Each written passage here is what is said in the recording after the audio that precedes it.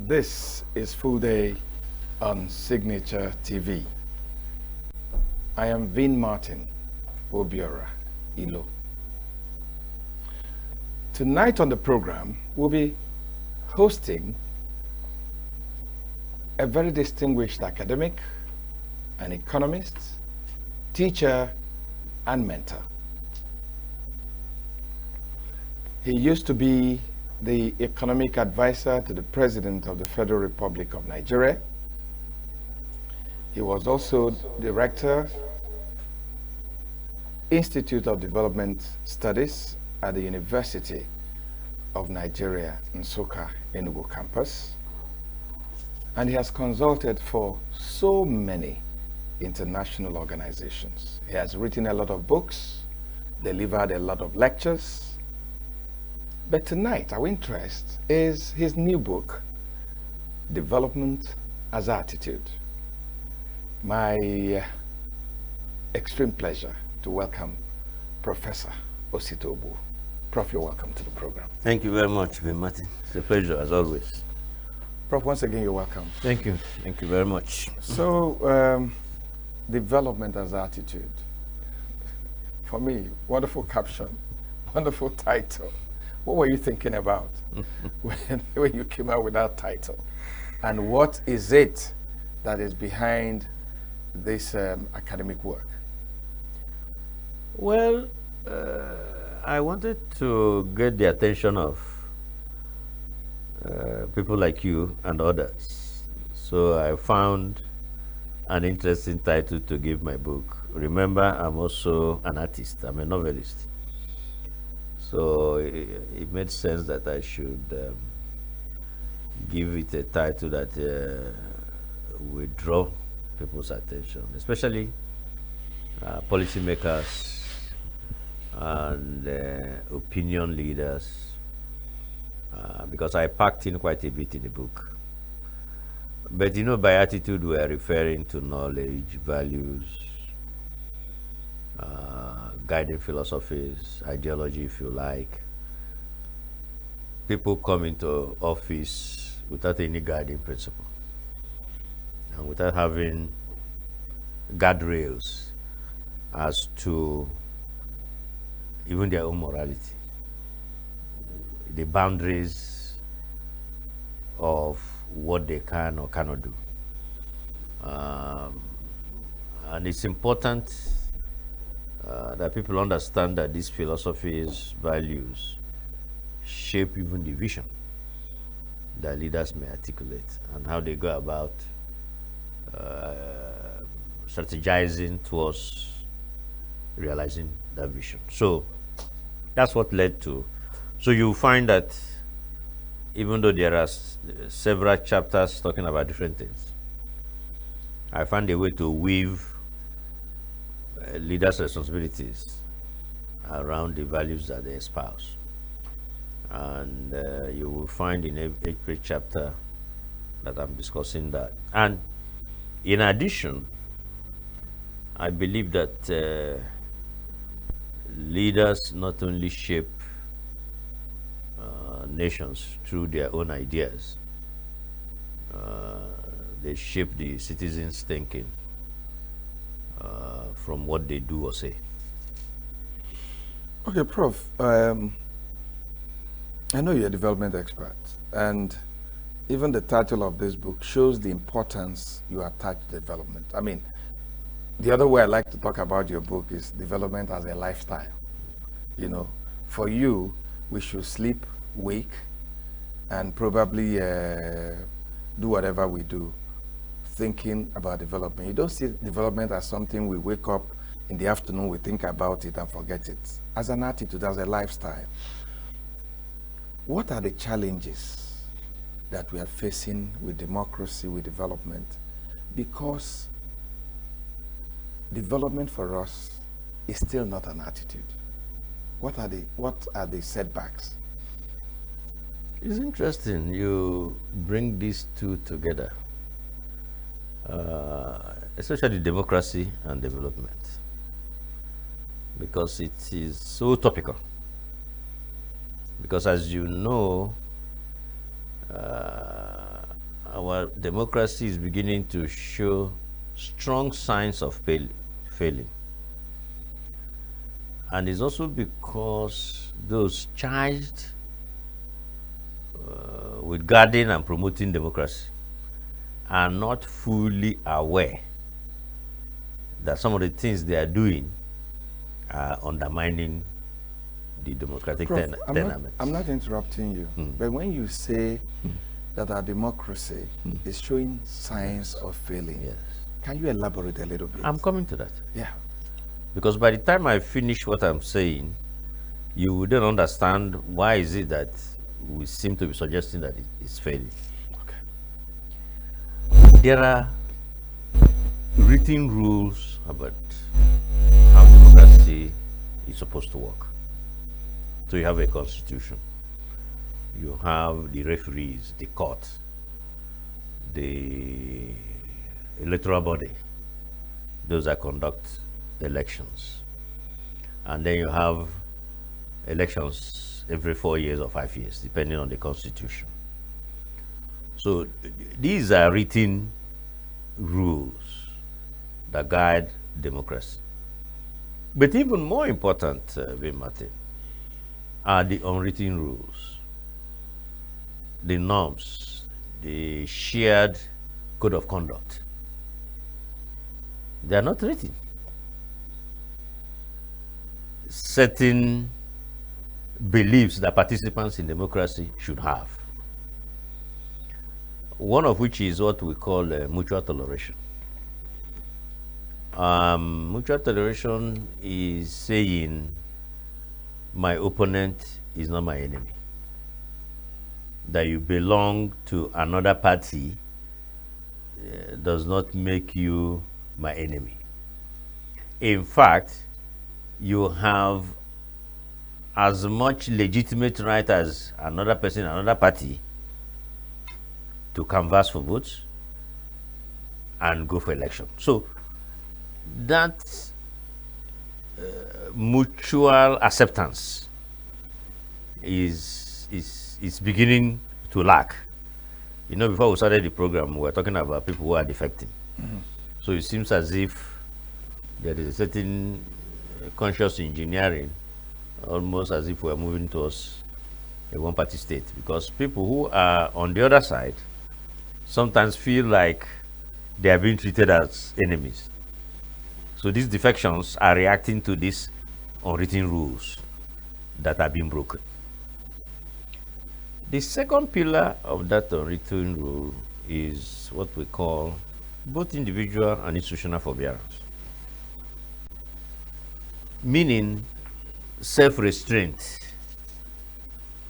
that even when the written rules, the constitution, confers on a leader the right to do certain things, that leader will restrain.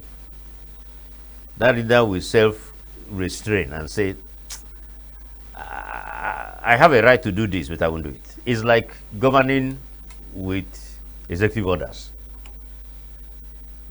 The constitution maybe allows you to do executive orders, but you know executive orders bypasses the Congress, bypasses the Parliament. So self-restraint is part. So this you will understand that the explanation I'm giving, you can see that we don't exercise that self-restraint. We don't, we are not in agreement with mutual tolerance. That you are not my enemy because you are in another party. So it's not my duty to weaken your party so that you come over to me. No.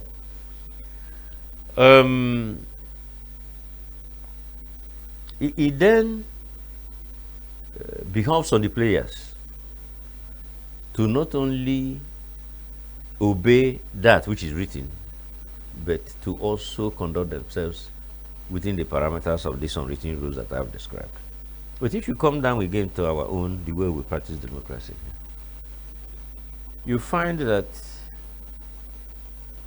we have a system where the party that is supposed to checkmate even the leader, The opposition. even no, even not the opposition. If you are a member of a ruling party, that party leadership is supposed to even control the head of state. Or at least wield some influence. No, they must wield influence because you run on our platform. We are the ones that presented you to the nation. Under the party's manifesto. Under the party's manifesto. And you find that that guardrail again, because when democracy was established, they were established with strong guardrails. You don't throw power to the street. There are people that decide that 3 people are going to contest an election, and any one of them who wins is okay by us. So you can't say, here is power, it's on the street. Anybody who grabs it should grab it. No. Nobody does that. Because supposing a madman grabs it. So now, supposing that party doesn't have that influence again, where a party chairman is also now being determined by the presidency, and you have different ways in which the people who are supposed to exercise control over our leaders have lost that control because of the power of those who govern. Prof, I have to, because you are playing up to something that is worrisome for everybody. And for a lot of scholars in leadership, especially in third world and developing countries, powerful individuals, weak institutions, instead of powerful institutions and probably a less powerful individuals.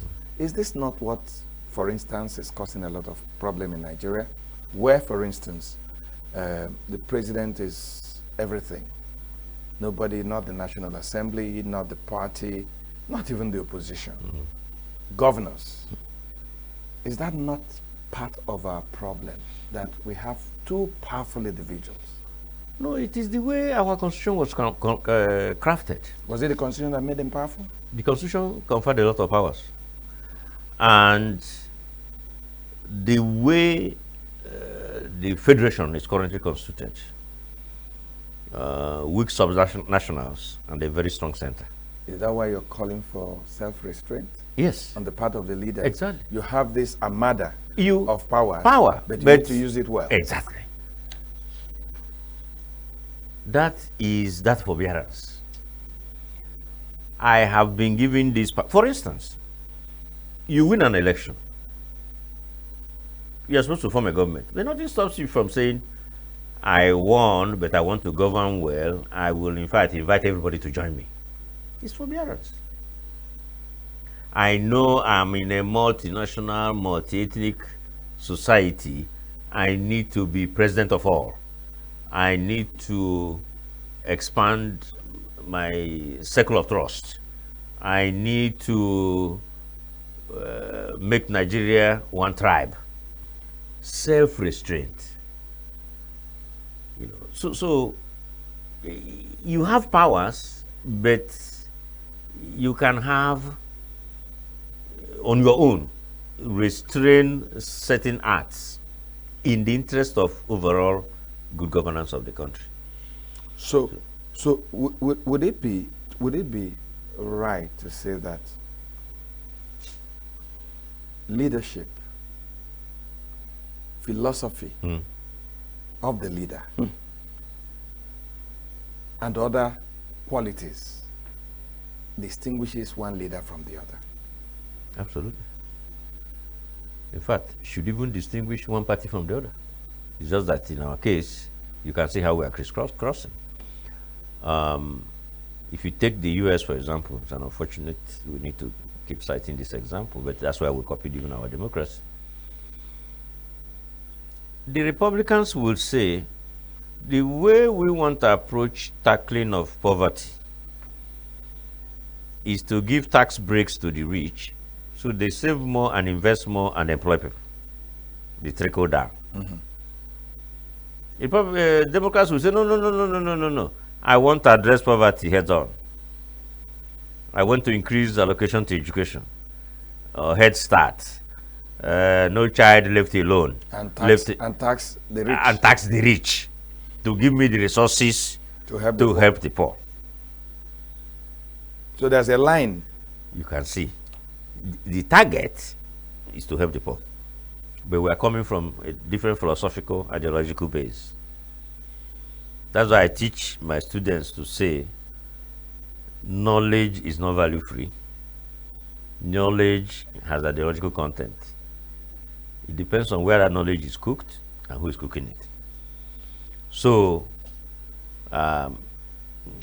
your question is important. Leaders, if they don't, the distinction between one leader or another rests on what is the philosophy guiding the leader's actions. And that's why you talked about leadership philosophy. And that's why I talked about a lot of leadership philosophy. Prof, let's go to, because your book is quite a big project. Let's talk about the segmentation of your book.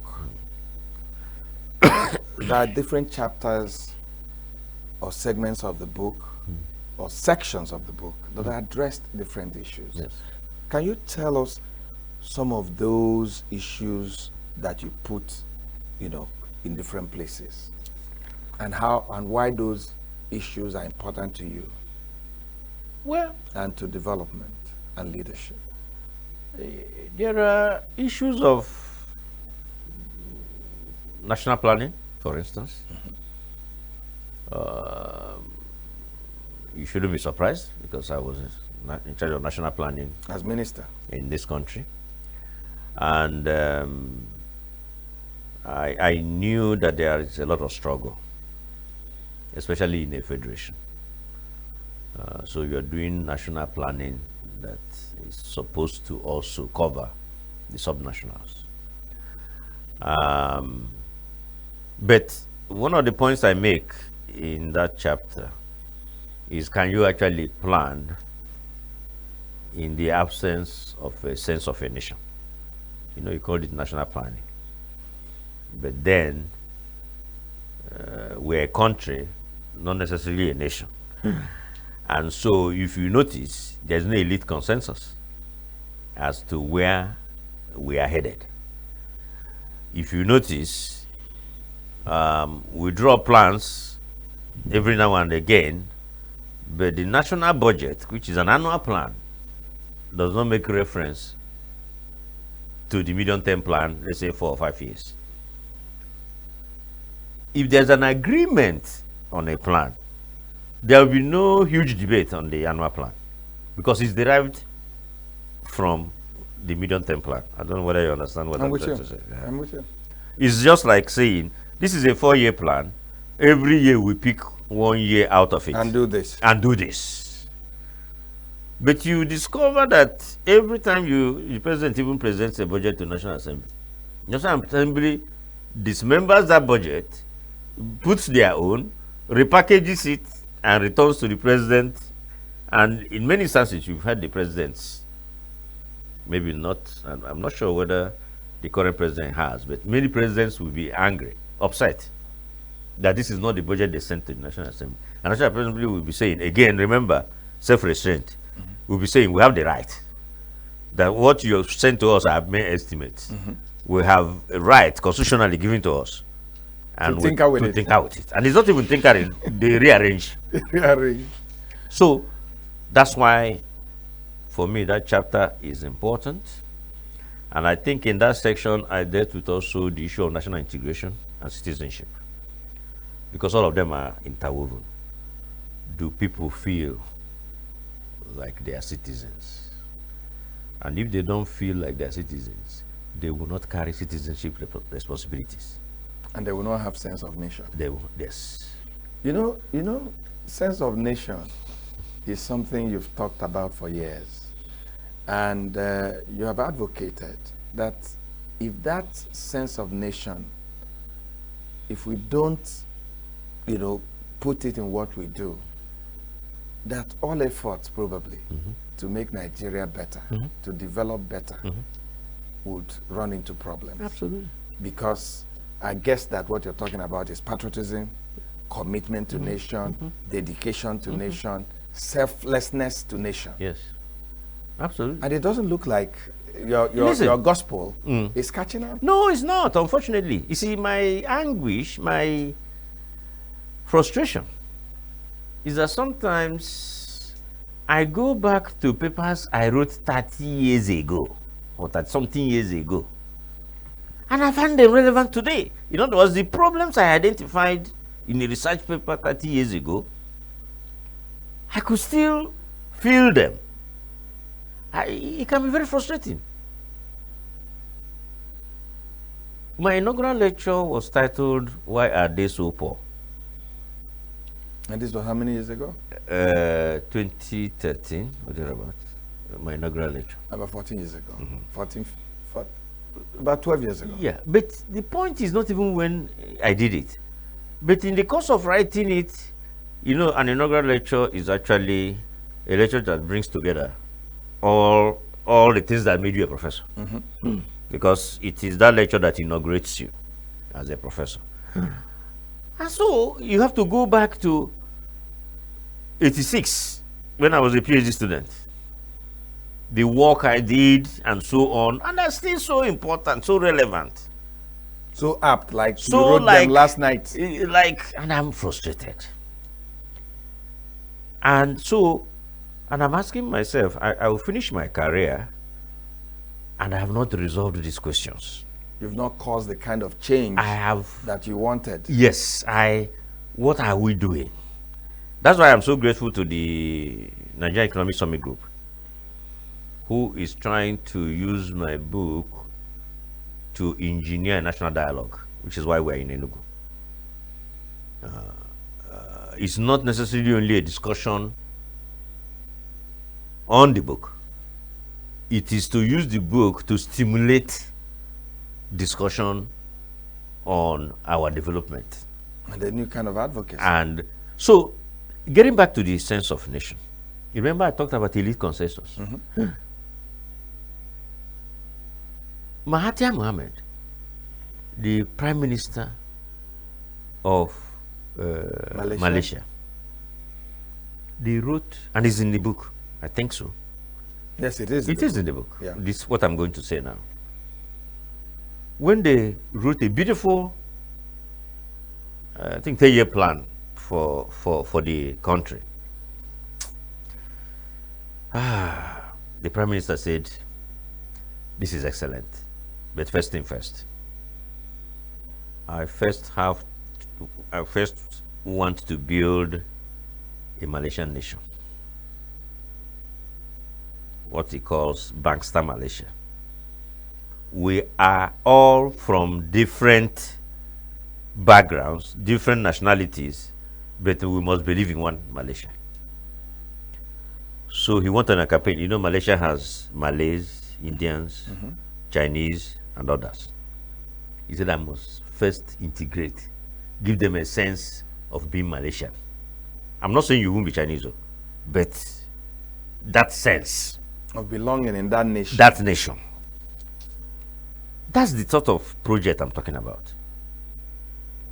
That we will need leaders who will enlarge the tribe,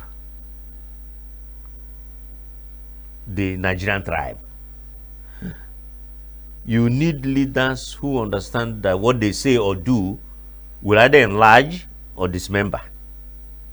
So he went about creating a sense of belonging, because you know the Chinese are the entrepreneurs and so on, maybe the wealthy class, but he wanted to give everybody a sense.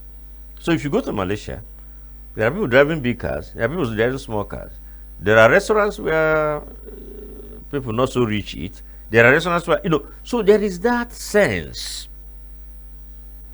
Because if you don't give someone a sense of a nation, what you have done is to alienate them. I'll give you an example. If I'm a guard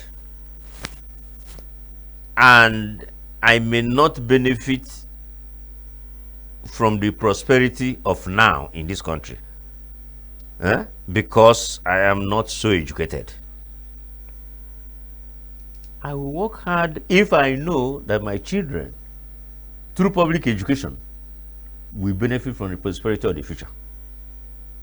But supposing the prosperity of the future will also elude my children,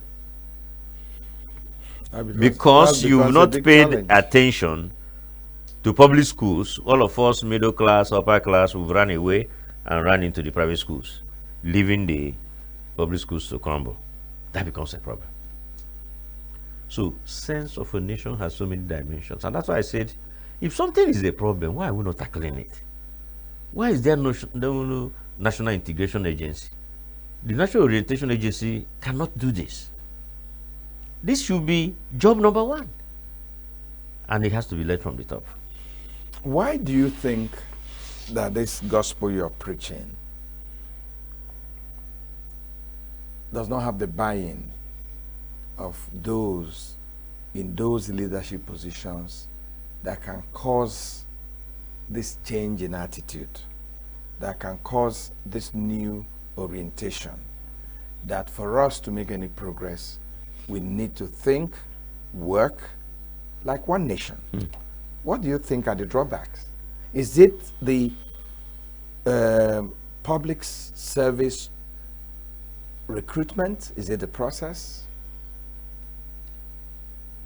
Or what is the challenge? You know, is it that people come not prepared?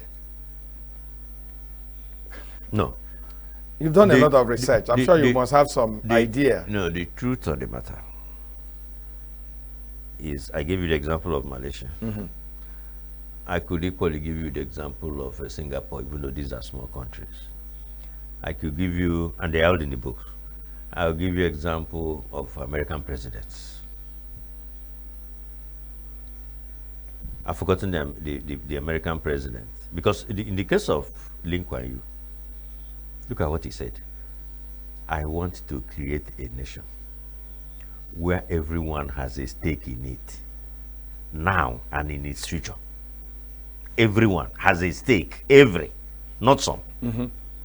That's a very powerful statement. And he did not just say it, he worked towards it. There was a president, he's in the book, who championed what eventually led to the Housing Act, which led to a Housing and Urban Development Ministry. Agency. He said that people without housing, without poorly clad, people without basics cannot be considered citizens. That in itself is even a guiding philosophy. That necessitous men cannot carry the responsibilities of citizenship. Did you hear that? That's the president. And so when there was a pushback, because you know, when he was talking about public housing, they say socialism don't come. How can you now, an American president, talking about public housing, mass housing, this, that, and he was making these statements about, if you don't have a stake, if you don't have a house, if you don't have, are you really a citizen? He could have stopped halfway, but he fought so hard that he succeeded to convince. So sometimes when you have a vision that others don't buy in, you don't give up. You keep preaching until people buy in. So the answer to your question is that leadership has a very strong role in shaping a sense of nation,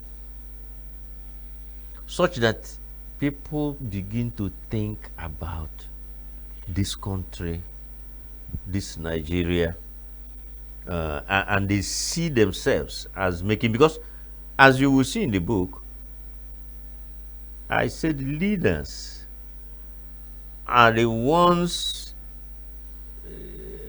that prepare the citizens to overcome the challenges of development, because development, it requires a lot of sacrifice,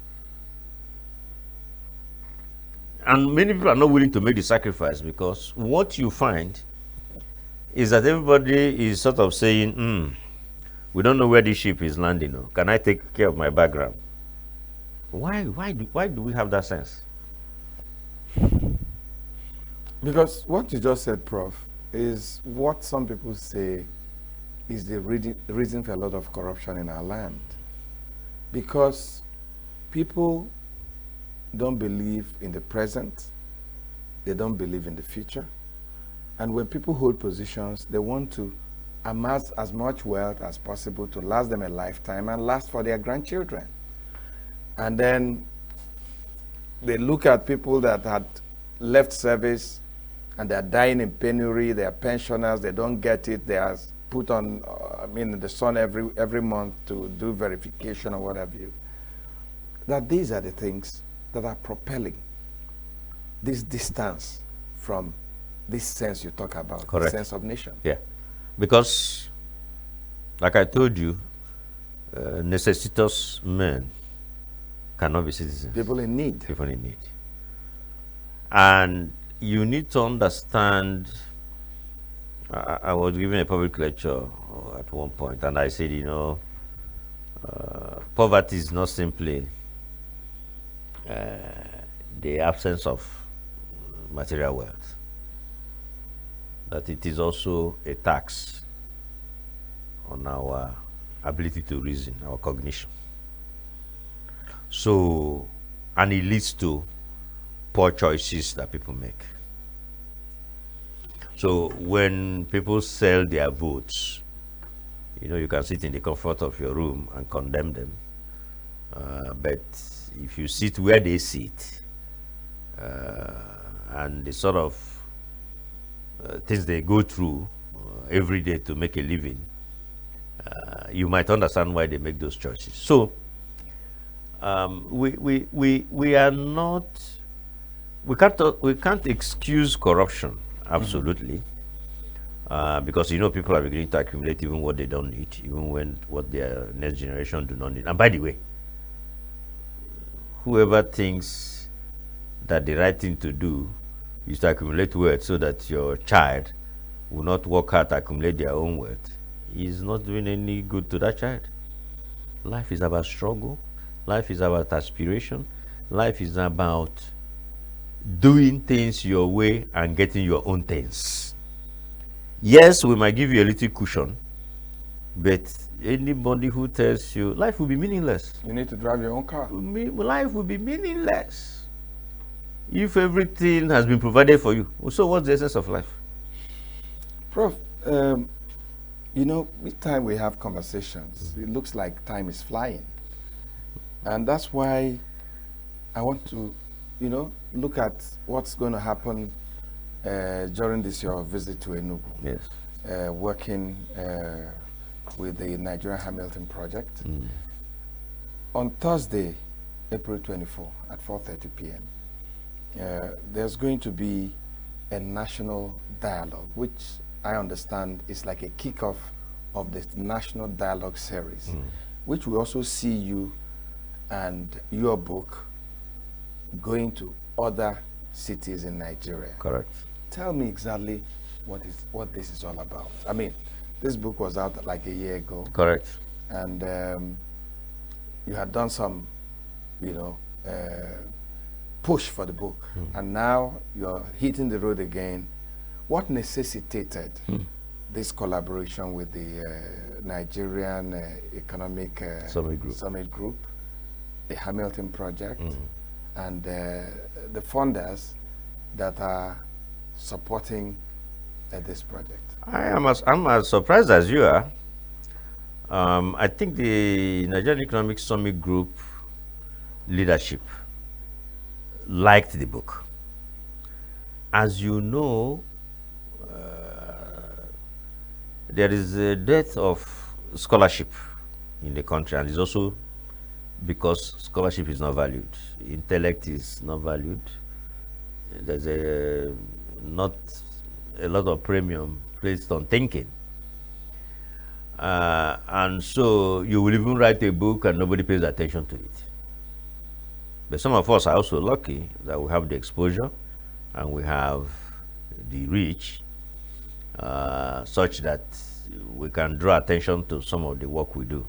But in this case, the Nigerian Economic Summit Group didn't even have to ask me. But they used this book to get a small grant from, I think, Bill Gates Foundation. The Gates Foundation, yes. To say, we have this important book.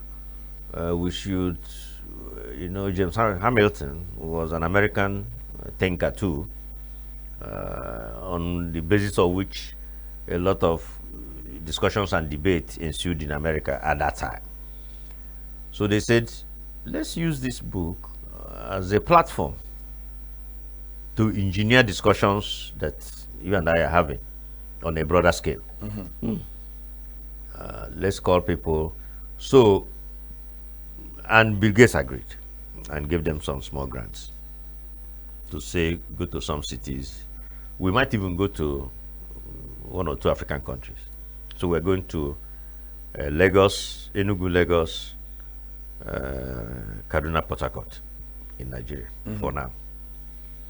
And the idea is to bring the academia, the private sector, the public sector, and the general public to begin to interrogate so many of the things that are of concern to citizens. And in the process, there will be knowledge sharing, and of course, we are hoping that the public servants that are there, everyone will take something home. You see, the thing with knowledge is that you don't know, there is serendipity. You don't know when they will be used. Nobody, even you can read a part of that book and use it somewhere. You are not going to call me and say, that book, I used it. No, it doesn't work that way. So these public outings, people will take things from the book. But I am grateful to the NESG for taking this initiative. That's why I was telling people that I am simply the author of the book. I am actually not the organizer of tomorrow's program. The NESG team that came from Lagos, there are about 7 that came into Enugu today to put this together for tomorrow. And what you're going to see tomorrow is there will be a moderator that will have selected certain themes in the book and will be directing me to read certain portions of the book and asking me questions on those portions. For the benefit of a wider audience. Wider audience. Great. When that is done, then there will be a panel of academia, private sector, public sector that will now take that discussion further before we now engage the general public. So that's sort of the format it will take. Okay, Prof. I will come back to you to have your last word on this. But let me take some time off and bring our footnote for today. On Easter Monday, a day that breathes with the promise of resurrection, the world lost more than a pontiff. We lost a presence. Pope Francis, the gentle shepherd in white, slipped quietly into eternity, leaving behind not a crown, but a legacy etched in mercy, humility, and love. He was a pope of the people, choosing foot washing over fanfare, back streets over balconies, and kindness over control. From the villas of Buenos Aires to the Grand Duke of St. Peter's, he carried the weight of the world's wounds with nothing but an open heart and outstretched hands. Where others saw doctrine, Pope Francis saw souls. Where others built walls, he dared to build bridges between faiths, between nations, between broken hearts. He was a voice for the voiceless, a calm in the chaos, a light in a world growing dim. And now, as incense rises and bells toll, We mourn not just a man, but the message he embodied. Pope Francis didn't just preach the gospel, he lived the gospel. And though he's gone, the echo of his compassion, courage, and quiet revolution will outlive even Rome's ancient stones. Bye-bye, Pope Francis.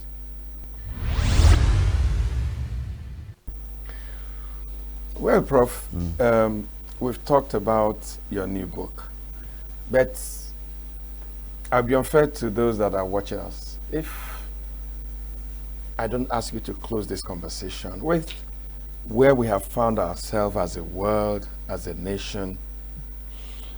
Just a few days ago, the IMF forecast that Nigeria's growth had moved from 3.0% for 2025 and 2.7% in 2026. That's what they're forecasting.